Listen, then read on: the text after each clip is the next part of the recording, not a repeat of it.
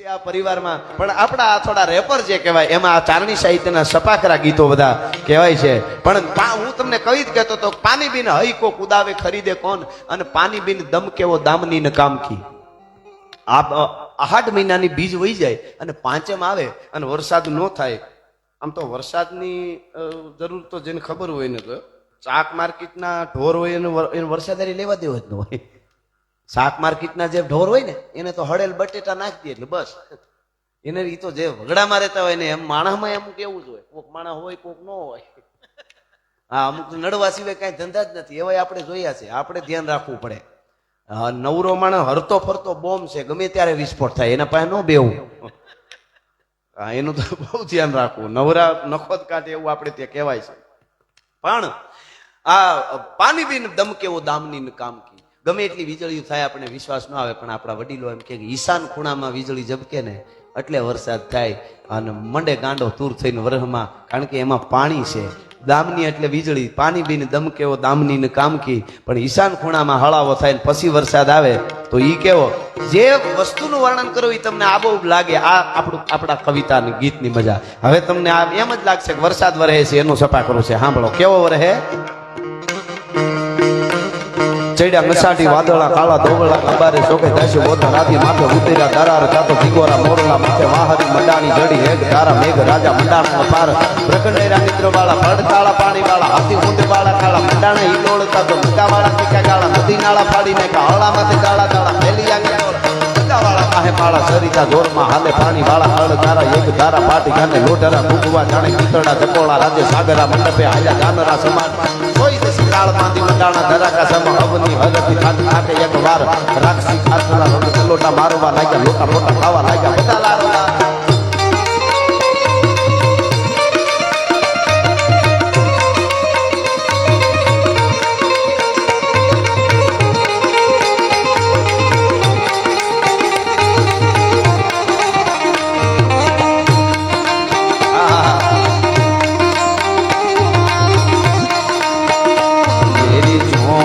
के भाग आज जाग जाएंगे राम आएंगे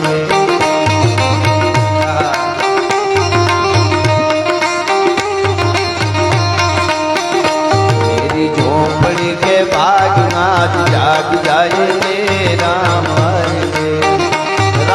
आएंगे तो अंगना सजाऊंगी दीप जला के दिवाली में मनाऊंगी जन्मों के सारे पाप मिट जाएंगे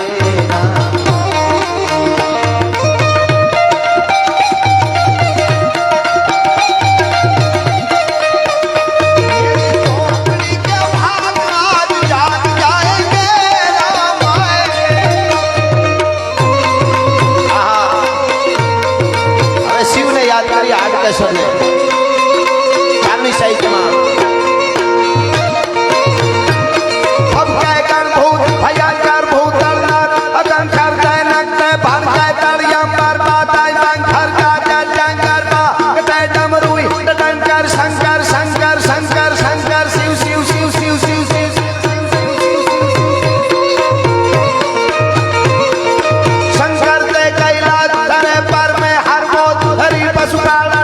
प्रजा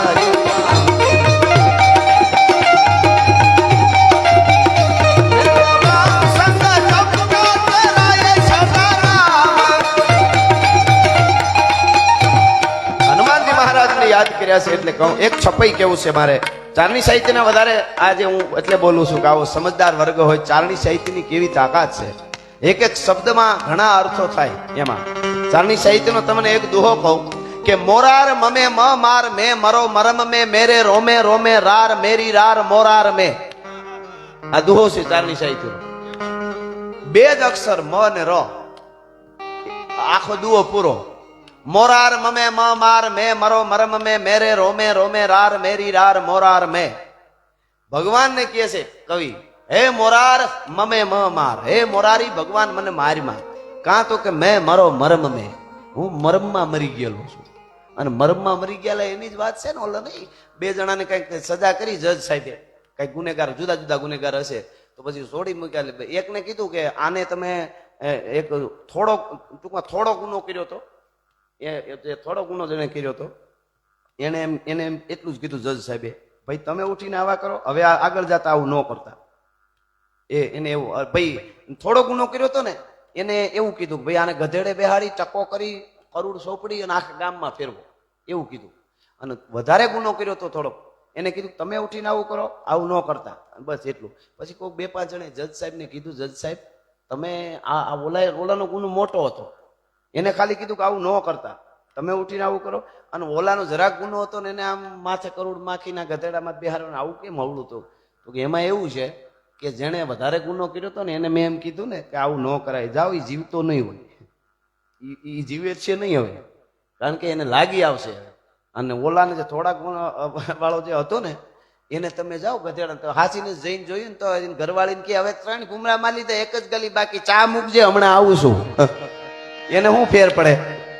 મોરાર મમે મ માર મે મરો મરમ મે મેરે રોમે રોમે રાર મેરી રાર મોરાર મે. મારું રૂવાડે રૂવાડું રાર એટલે ફરિયાદ કરે છે. કોને? તો કે મેરી રાર મોરાર મે. હું ફરિયાદ કરું તો ભગવાનને કરું, બીજા કોઈને ન કરું. આવું ચારણી સાહિત્ય છે આ.